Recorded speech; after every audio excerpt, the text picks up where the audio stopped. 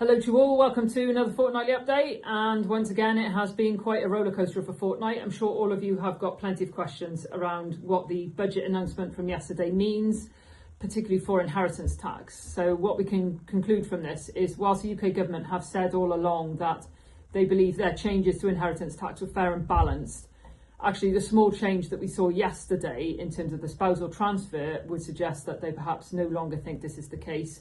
And a huge thanks to those MPs who have helped to have conversations behind the scenes and lobby on our behalf to make sure we can get fairer terms for our farmers.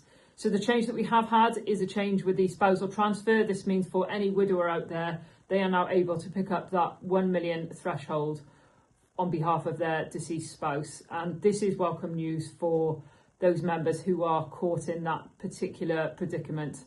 However, this in no way enables us to bring concession to all of those people who are caught in the eye of the storm, particularly the elderly and the terminally ill. It still leaves a huge amount of disarray and uncertainty for farming businesses, because it is still very, very complicated to try and sort out their affairs. And we do continue to make this case very strongly at all levels, at UK government and also at Welsh government level as well.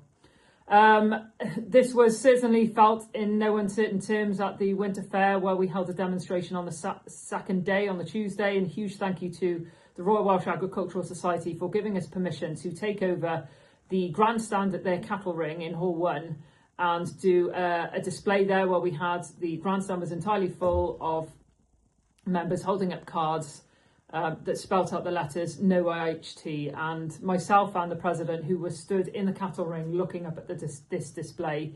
It was an incredibly moving display, so powerful. Over 400 people sat in that grandstand, but likewise hundreds of people all around the grandstand, all around the balcony, looking down, and a very, very strong message to be sending back to the UK government that Welsh rural communities are very, very concerned about the impact of inheritance tax.